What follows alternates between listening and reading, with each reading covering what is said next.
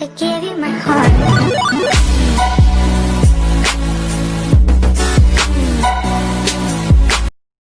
Hi guys, I am Dr. Ashish and I am going to present the lecture 3 of the series, which is structure of C program, character set and tokens. So I open the PPT.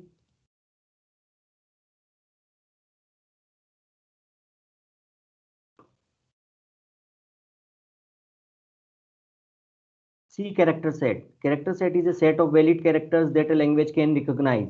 C character set consists of letters, digits, special characters and white spaces.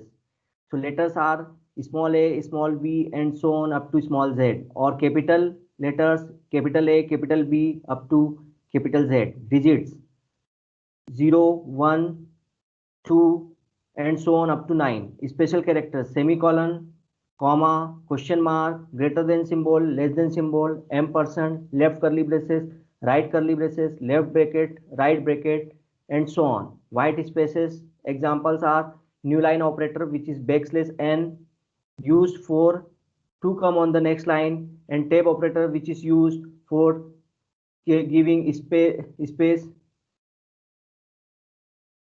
in the program.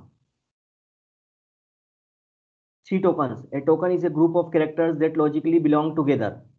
The programmer writes a program by using tokens. So C uses the following types of tokens: keywords, identifiers, operators, strings, constants, and special symbols.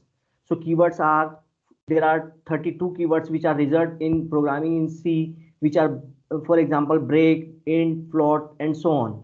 Identifiers are variable, constant, function name, array name, and so on. Operators are plus, asterisk, modulus, divide, and so on. Strings are, say for example, hello, which is enclosed within the double quotes.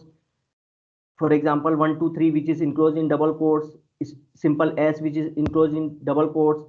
So these are the strings example. Constants, 124 is a constant, integer constant, 21.3 is a float constant or real constant.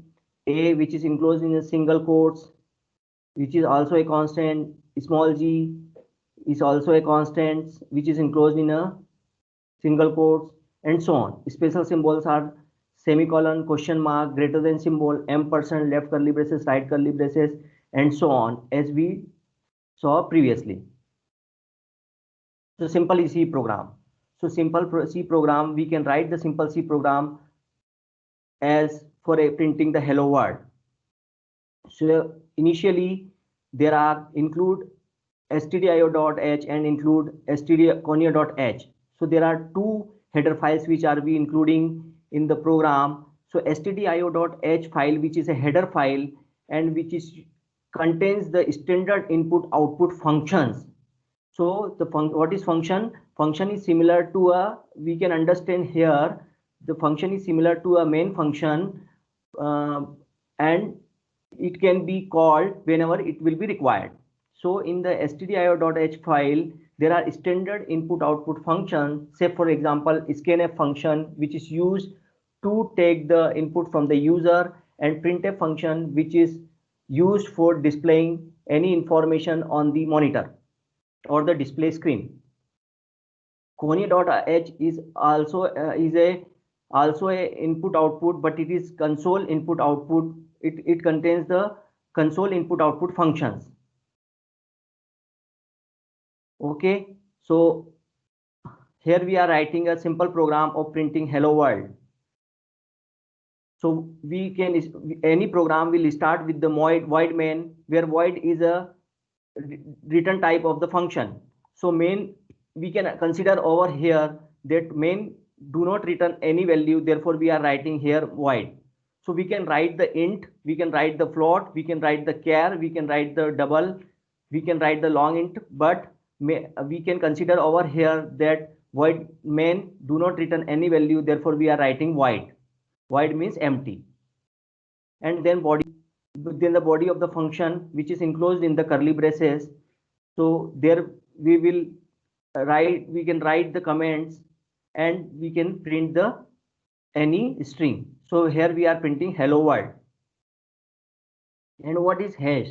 Hash is the preprocessive directory symbol which is used to represent that stdio.h file functions. Whenever it will be used, this will has directory will pre-process this header file, and it means that it will open whenever the function will be called, which is inside the stdio.h file.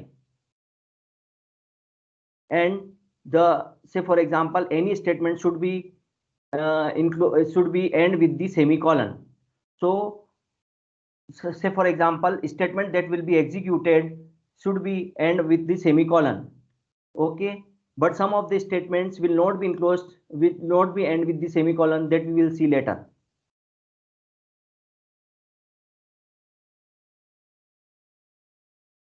Structure of C program.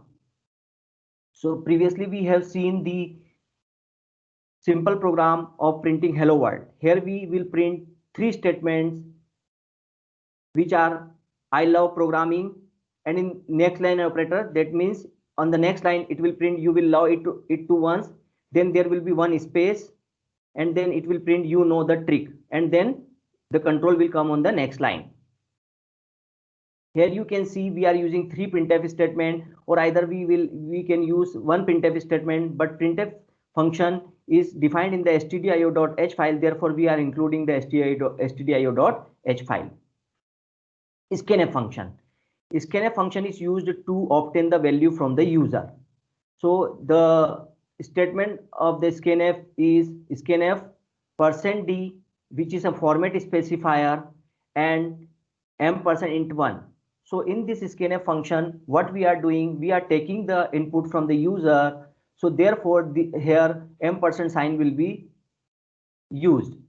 Okay, and then we are taking the value in a variable, and the name of the variable is integer 1. And because of integer 1 is a integer type value, therefore we are using a format specifier %d. %i we can also use. %I stand for integer. %d is also used for integer variable. C program essential. So there are different format specifiers used for representing different data types. So %c is used for reading a single character. %d is used for reading a decimal integer. %e, %f, and %g is used for reading a floating point number. But generally or mostly we use %f symbol for reading a floating point number. But %e and %g have also a meaning related to floating point number, and whenever it will be used, we will discuss in detail. %h is used for reading a short integer number. %i is used for reading a decimal or hexadecimal or octal number. It means %i is also can be used for reading a decimal integer number. %o is used for reading an octal number. %p is used for reading a pointer. %s is used for reading a string. %u is used for reading an unsigned integer, and %x is used for reading a hexadecimal number. So whenever the different data types will come, we will discuss in detail the different format specifier. Printf function. C provides the printf function to display the data on the monitor or on the display screen. It is included in stdio.h file. Examples are programming is an art, or printf a number, integer number, or printf a two floating point numbers, that is p and q. This is another program of adding two integers. So here we will understand how we can add two numbers, and numbers will be taken from the user. So in this program you can see that we are declaring three variables, sum, integer 1 and integer 2. Why? Because we are taking two integer number from the user. That's why first name of the integer is integer 1, second name of the integer is integer 2. Here we are giving the name so that it can easily define that we are using a more appropriate variable name. So there are two integers, integer 1 and integer 2, and we will add together two integers, integer 1 and integer 2, and the result will be stored in sum. So first of all, see, we are making the program for the any user. So when we will run the program on the display screen, it will display enter first integer, so that user can understand we have to enter a integer number. So that's why here is a printf statement with backslash n, means it will ask for the first integer in the next line. Then scanf statement, so we are scanning or we are giving the input from the user, and as we saw previously, whenever we are taking the input from the user, we use the ampersand symbol and then name of the variable. So ampersand integer 1, and integer 1 is an integer type, and for integer we use generally the format specifier %d in the double quotes. So in the double quotes %d, then comma, then ampersand name of the variable in which we want to store the integer value. Printf statement, enter second integer for displaying the enter second integer on the screen. Then we will take the second integer in integer 2 variable, and the same thing is that there will be a %d format specifier in the double quotes, and through this we will scan the second integer number. Now we have two integer numbers, one value is in integer 1 and second value is in integer 2. Then we will add together and we will store the result in sum, and then finally we will print the result on the screen. So it will be sum, but how it will be displayed? Sum is %d. Sum is %d. It means %d which is in sum. So sum is in sum. Okay. So this is another program of adding two integers. Syntax and logical errors.